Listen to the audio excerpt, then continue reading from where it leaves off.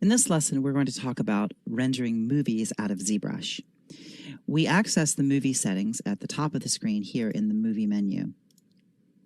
Here you can see that we can create turntables, snapshots, time-lapse, history films, forwards and backwards. Now, there's a variety of different types of videos you can make in ZBrush. In this video, we're going to be talking about turntables, and we're going to be talking about history films.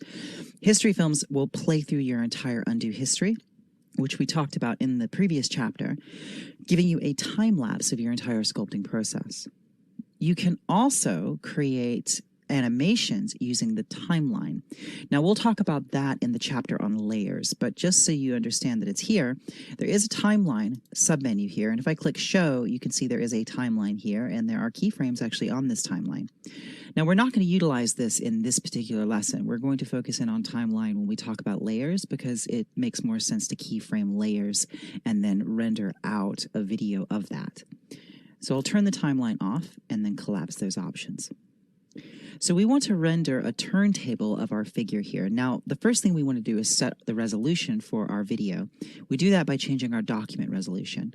I'll go to the document window, turn off proportion. That's the constrain proportions button, and I'll set it to 1920 by 1080, just HD res. And click resize. Say yes, and it will drop whatever pixels were on the canvas. So Control N, as in new, will clear the canvas. Then I can click and drag the zoom button here, which zooms the document. These are all document navigation buttons. You'll remember that from the interface quick start. Now we can see our full frame.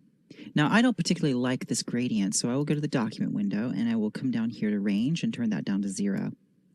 I am pretty happy with that shade of dark gray for the background, so we'll leave that as it is. But if I wanted to change that, I could click and drag from the background button, and any color that I mouse over will be set as the background color. So let's draw our model back on the canvas and then press the T key to go into edit mode. F to focus, and then I'll just zoom out a little bit. Now, when we're creating a turntable, we can do them using BPR rendering, and if we were to do that, if I turn on the floor plane, then that does give me a floor plane upon which we can cast a shadow. So we're not going to do that in this particular render, so I will turn this off. What we want to do is set the parameters for our rotation. So we'll go to the movie menu, go to modifiers. Now, starting from the top of the screen, we have the option for document or window. Select document. If you select window, it will capture the entire ZBrush interface. For our turntable, we don't want that. We just want the image itself, so we go document. Then we set a resolution. I set this to large. It's 100% of the document resolution, which we deliberately set to 1920 by 1080. Next, we have the modifier submenu. Now, most of this you're going to leave as it is, 24 frames per second, snapshot time. Most of this down here relates to recording your interface workflows, which is not what we're doing. The keyframe, or pardon me, the key elements that we want to look at for a turntable are down here. Our spin frames, spin cycles, and our axis. So the y-axis is the up axis here. That's fine. We'll use the y-axis. Spin frames is set to 180. That's exactly what we want. We know we can loop that rotation, so we don't need more than that. Now, spin cycles. This is interesting. If I click the turntable button here, it will start to write out frames of the turntable. And you see that it's rotating counterclockwise. Now, that might be what I want. I'm going to just click and press Escape to cancel out of that rotation. If I want it to rotate the opposite direction, I can take my spin cycles and set those to -1. Now, -1 spin cycles will rotate the opposite direction. Now, as I'm clicking this turntable button, ZBrush is writing out the individual frames of the film and storing it into a buffer. So if I escape out of this and go to this button here, Play Movie, you'll see those frames have actually been written into the buffer. You'll also notice that there was a little logo that popped up at the beginning of those videos. So we want to disable that. We come down here to Title Image, take Fade In Time down to 0, Fade Out Time to 0. Overlay Image, we'll turn this down to 0. Now you could put an overlay logo on your videos if you wanted to, or you could elect to do that in software like Adobe Premiere after the fact. We turn this opacity down to 0 in this demo because we don't have an overlay that we want to use. So we'll go back to our modifiers. So we've set our spin frames to 180, our spin cycles to -1. Now, you may notice that it's not really rotating around an ideal pivot point. If I click turntable again, you see it's rotating kind of around a funny sort of spot.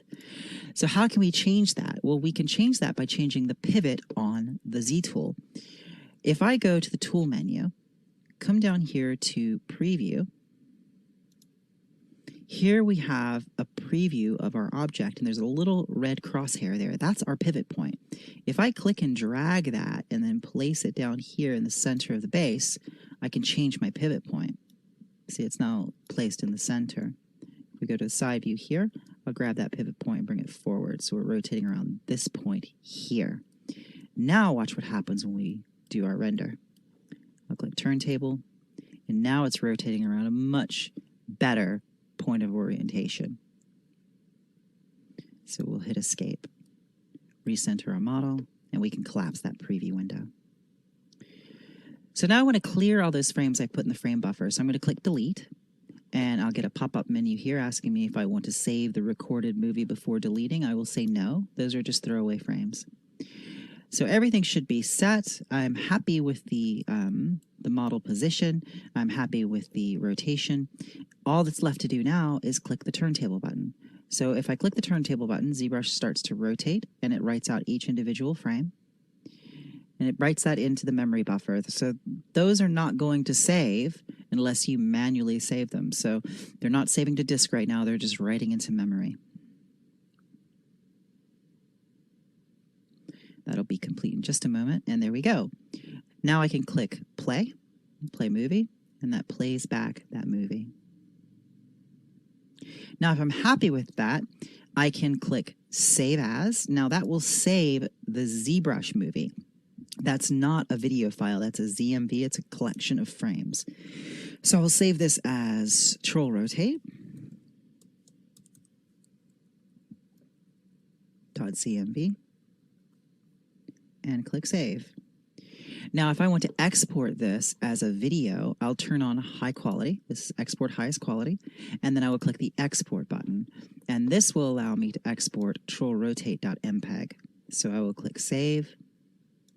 And it will write through those frames once again. And it's just playing them back as it writes it into that video file. So now that is a video that can be shared on ZBrush Central or posted on YouTube or Facebook or any other social media. So that's very, very portable. Whereas the ZMovie file is just for you to have so you can open that up later if you decide to inside of ZBrush and maybe append new rotations. So for example, if you are doing something for a demo reel and you want to change your rotation, maybe you want to spin it around the x-axis. Sometimes people will do a full rotation around y and then a rotation around x to fully show off every angle. So if I were to leave my settings the same and then click turntable now, you see it's going to rotate around a different axis. And you could also change your pivot again for this, so it's not rotating around the base, so you could make it rotate around the center. So now it's completed that. So if I click play movie, you see we get our first rotation, and then we get our second rotation. Now, let's say I don't want to go with that pivot where I had it. I'll delete those frames. Go to load movie. And we will load back in Troll Rotate ZMV, and that will load those frames into memory.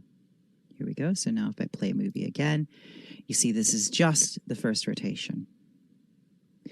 Now I will store my model position. I'm going to go to movie, timeline,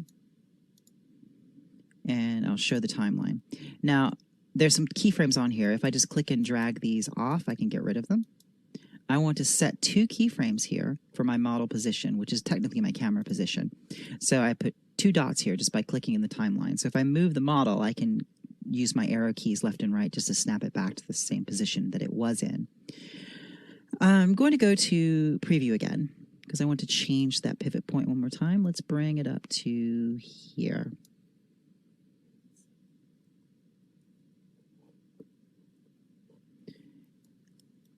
Zoom that out.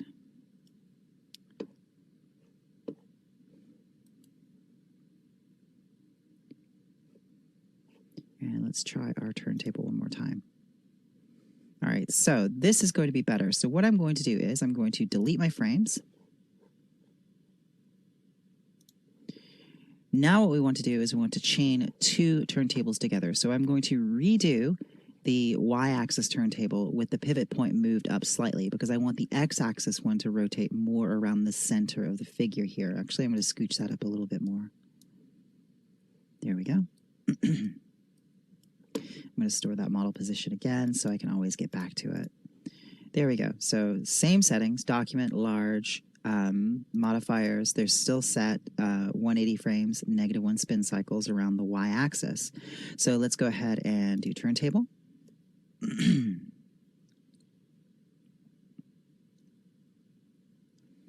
So it's just doing that full 180 rotation.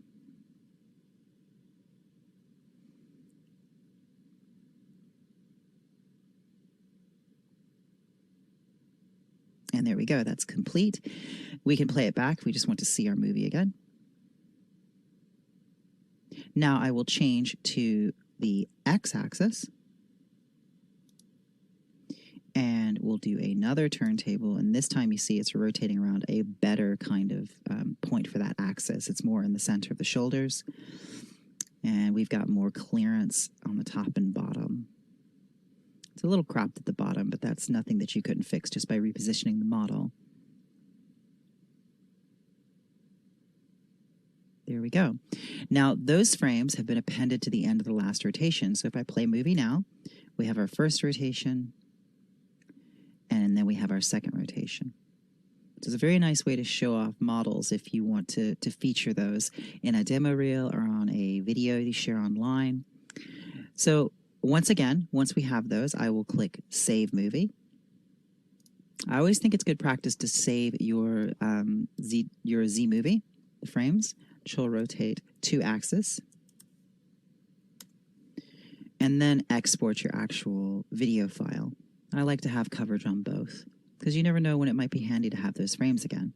So again, we have H for high quality turned on. Click Export, and this will export as troll rotate 2axis.mpeg. Save that.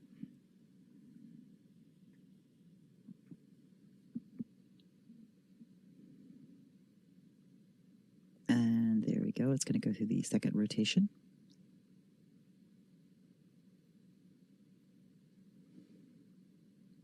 Perfect. So now we have exported that movie file. So that's turntables. Let's take a look now at how we can render a history film inside of ZBrush. So here we've loaded up a Z project file, and this is available for you in the downloads as well. This is just an alien bus that we've used in a few of the videos in this series, and this is with the undo history recorded, as you can see up here. Now, in the previous video, we talked all about undo history. Every single undo state has been stored here. This, I think there's 2,685. If I were to go all the way back to the very, very beginning and click the first undo history state, it will take this all the way back to the sphere, which I started with. And this is great as a sharing tool, as a teaching tool. It's also just fun to see your work take shape. If any of you use Procreate, for example, I love painting in Procreate, and I love the fact that I can play back my workflows because I see the mistakes that I make. And I think the same can be true with history films.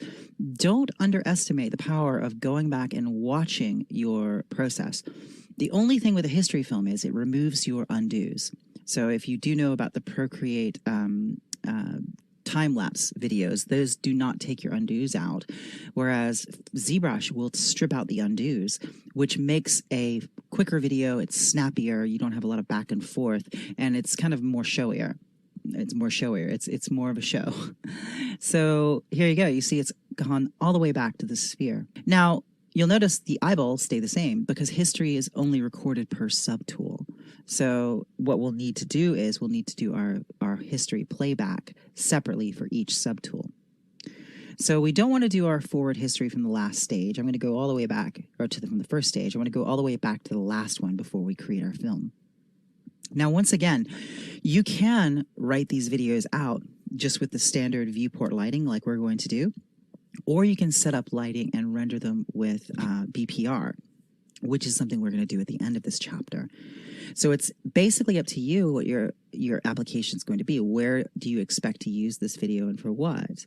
So for our purposes right now, just the regular gray shading is fine. So we're still using the same document settings. If I zoom out, we'll go to Document. We need to reset this because we've opened a new project. So I'll set it to 1920 by 1080. Resize. And say yes. Control N to clear the canvas. My default settings, by the way, I have my document automatically set to 1920 by 1080 with no gradient, but I reset before I record these tutorials to the standard interface so it won't confuse anyone watching. But I do highly recommend that you customize your document to something that you like and something that utilizes your screen resolution. I'll turn the gradient down. So if I were to like this particular document, all I would need to do is click Save as Startup Doc, and then my document, every time I start ZBrush, would be this here. And that's what I do normally. But like I said, because, I don't want people to be confused by a non-standard interface, I strip out all of my customizations before I record these videos. So we've got our document set up. We draw our model on the canvas, go into Edit Mode, F for Focus. Now, I will go over here to the movie menu. Let's delete any frames that we still have. Make sure we're set to Document, Large. And now we're not concerned with the spin frames. Now we're concerned with things like H frames. This is history interpolation frames. The higher you set this, the smoother, the more detailed the playback will be. It also takes longer, so you can turn this down if you want. You could set it down to 2. I've never set it down to 1, and you could turn it up higher if you want to. Now, the recenter undo history. This recenters the model on your screen as you're sculpting. So if you have this set to 0, it's not going to recenter particularly much. However, I'll probably set this to like 75, maybe 50. We'll do it 50. We'll do it halfway for right now. And then H position. This is... Oops, there we go. Let's use the original undo history position. We can turn that up a little bit. And what that's going to do is that's going to use your original model position as you were sculpting rather than moving the playback camera to zero in on the area where you're working. So with that set, that should make a more efficient and more useful video, in my opinion at least. We're ready to do our time lapse. Now, I'm going to turn off visibility on the eye subtool. The reason for that is if I don't, those eyes will be floating around in space throughout the whole video, and it will look very strange. So with the visibility turned off on the eyes, I will come up here and we have forward history and backwards history. I will click forward history because I want to start from the beginning and then play back the frames forward. If you do backwards history, it will go back in time so you can watch your alien become a sphere, which could be interesting, but I've never had occasion to actually use backwards history, but it is neat that it's there. So make sure there's no frames in the buffer, make sure your resolution is set correctly and you're doing document, not window. And it's always kind of good to have a double check to make sure that your title image and overlay image aren't set. They are not. So now we can just click forward history. Now ZBrush is going to buffer those frames for a moment. It might take it a little bit of time to get started, but it's going to work.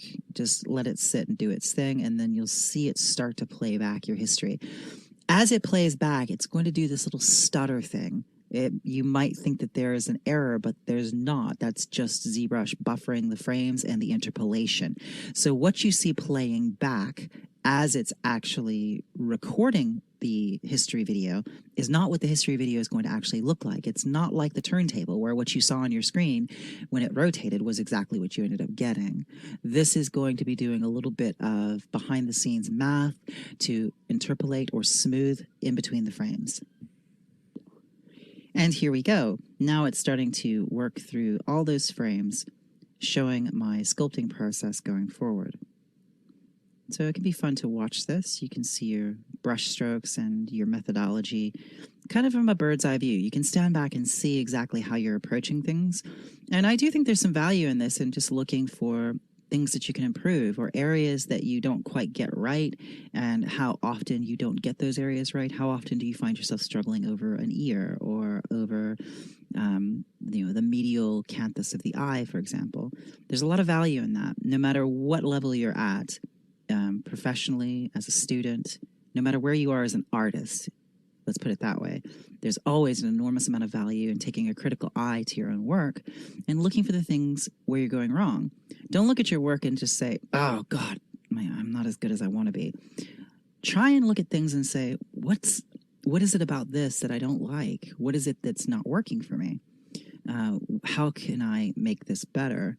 And if you ask specific questions of yourself and then look for specific answers, it's a lot more productive because we're artists and it's real easy for us to go, oh man, I'm not as good as I want to be.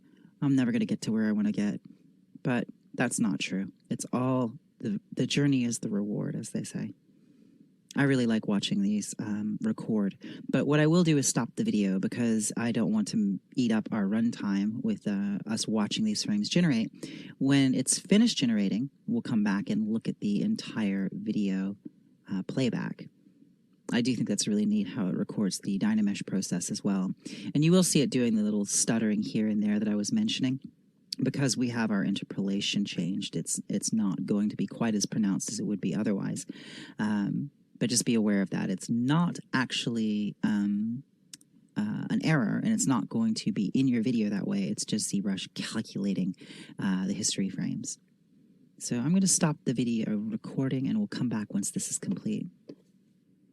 Now that history film has completed, if we go to play movie, we can actually see this play back now. And you see it's much, much faster and much smoother than it was before. So we can walk through that entire process of sculpting, seeing it all take shape. Now, of course, it's only going to do this one subtool per time. So we can do what we did where we wrote extra frames in using the history of the eyeball subtool. So we can bring those eyeballs in and have those pop in near the end of the video. So we'll just watch a bit more of this. We won't watch the entire thing, but I will save this out in the download so you will have access to the full video as a MPEG file as well as the individual or the frames saved as a Z movie. So if we want to exit out of this playback, we can just hit the escape key. So let's go ahead and save our movie. Let's click Save As, and we'll save this as we did before as Alien History this time.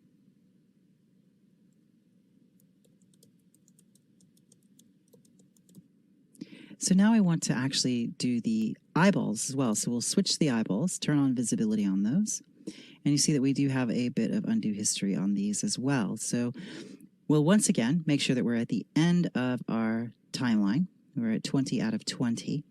And we'll just do F history, keeping the same setting. So I'm going to click F history. And it's going to do the same thing. And you're going to see the eye pop in there. Second eye pop in there. Corneal bulge gets sculpted on. And there we go. So those have been appended into the history time lapse. So if we save this once again, we'll save it with the undo history composited in, essentially, of the eyeball frames. So we'll save that. We'll just write over the same file. Now we'll export our high resolutions, export highest quality. We're going to export this as Alien History Time-Lapse MPEG and click Save. And it will write through all those frames as it records that video. Now I elected to time-lapse these frames. I compressed this down to 1 minute. It's a bit longer than that. I just thought it might be nice to actually be able to see this take place on screen, but not eat up too much of our runtime since I've included the original video export with the download files. This just gives you a taste of what you can see when you take your work and then time-lapse it, and you can watch it all in one big chunk. If you do want to time-lapse your work and then time compress it like this, it's easy to do in any number of freeware video editing applications, as well as commercial ones like Adobe Premiere or Camtasia. So this is compressed considerably. I think it was about 3 or 4 minutes when it was complete, and we brought it down to 1 minute.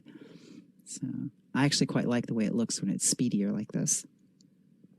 So here we are, we're almost finished, and you'll see those eyes go darting into the head here any moment.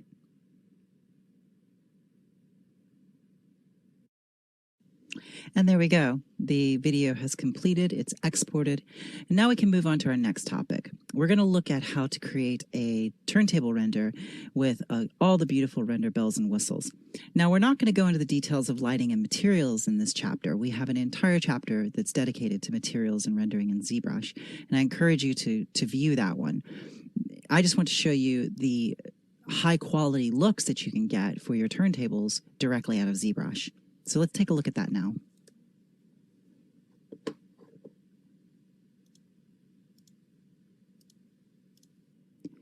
Now here I've loaded up a new project file, and this is also available for you in the downloads. Here we have the Bogey Lady, and she is lit with materials.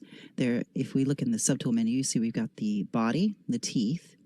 I have this folder here, which is drool. Drool are these just extraction objects here. And I have transparency set on these. Now again, this chapter doesn't focus on materials and lighting. We do have a chapter on that which you can watch, but just to touch on this, if I come down here to display properties, open up BPR settings, you see that we've got transparency shading turned on for this particular subtool. The same is true for the other bit of drool here.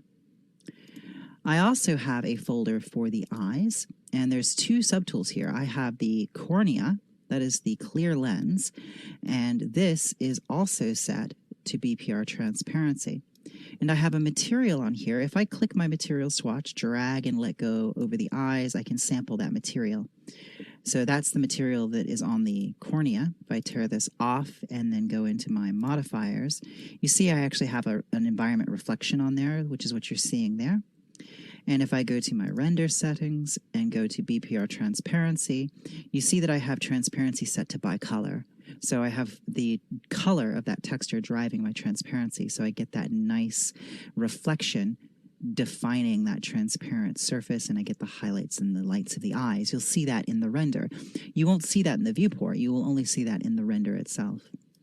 If I go to my second subtool for the eyes, that's the sclera itself. So if we solo this, you see the sclera has the iris, the pupil, and it's rendered with some translucency as well. I've got some wax modifier on there. And if I sample that material, you see that's actually the basic material 3. So if we go to our material settings here, we can tweak things like the specular, and it updates there on that particular subtool. We could actually turn the specular down on the inner eye because that's not as important as the specular that we're getting on the outer eye, which is the clear lens. I also have a variety of fiber mesh subtools here for the hair on the body. So I'm going to go back and select the body again and turn off solo mode so all these parts come together. Now the lighting, I've set the lighting up with 3 lights. I have a key light here. I have a rim light over here, and I have a little bit of backlight. In my render properties, you see that I have wax preview turned on, and I have transparency turned on. Now again, all of this we go into in depth in our chapters on materials and on rendering, so don't feel like this is the only time you'll see this. I just want to illustrate that you can render your turntables using BPR. BPR is this button here. It's ZBrush's best preview render. I have everything set up, so if I click the BPR button, it will start rendering this frame. I'm going to use the exact same turntable settings that I used before, the same document settings, 1920 by 1080. I'm simply going to do a BPR render before I execute the turntable. what that means is if it's in best preview render mode, it will BPR render each individual frame as it goes through. So here you go. You can see the transparency on the eyes, on the drool in the mouth. That's looking much nicer. You can see how that comes across now. So let's do a render of this. So what we do is we go to Movie, open up the Movie dialog box. Once again, make sure your title image is off and your overlay image is off. Make sure you're not carrying it around any extra frames. Oops, there we go. My cursor's stuck. There we go. You're not carrying around any extra frames. Let's go to modifiers. Now, I do have some frames loaded in here, so I'll delete them. So I want document, large, and I want 180 frames, -1 spin cycles around the y-axis. So with your BPR render active on screen, make sure that it is a render on the screen and you're not in preview view. Click Turntable, and it will start rendering out each individual frame. And this might take a bit of time depending on how many bells and whistles you have on your render. If you have a lot of ray casting, subsurface, ambient occlusion, each frame might take a bit of time. So this would be a good opportunity just to step away from ZBrush and come back when the render is complete. So that said, I will stop the video and we will come back when this turntable has finished rendering and take a look. So that render has now completed. It has loaded the images into the frame buffer. So if I play movie, there's our high quality render of the bogey lady. And you can see that she's got transparency on the corneal bulges of the eye. She's got some really nice shadowing and the fiber mesh is rendering. And it's just one spin rotation. So I'm just clicking play movie to repeat this in ZBrush. Now, once I've finished that render, because that was a real time investment because we had every frame rendering pretty high quality, I'll go to Movie and click Save As, and I will save this as a ZMT file. If I drag this over here, you can see Bogey Lady Turntable.zmv. That saves the frames out. That doesn't save an actual movie file. To save the movie file, we turn on high quality, click Export, and then we can export that as an MPEG. And then you can convert that file format in any preferred software. You can load that up on your ArtStation, post it on ZBrush Central. It's just a great way to be able to show what you're working on. I use it all the time at work to show a proof of concept to art director or visual effects supervisor, and I'll use it for my own portfolio if I want to show turntables of something. So I hope you've enjoyed this video. We've talked about a whole bunch of different options that you can do for creating movies in ZBrush. And I'm hoping that you can look at this and see ways that you can utilize this in your own toolbox. So thanks for watching, and I'll see you in the next video.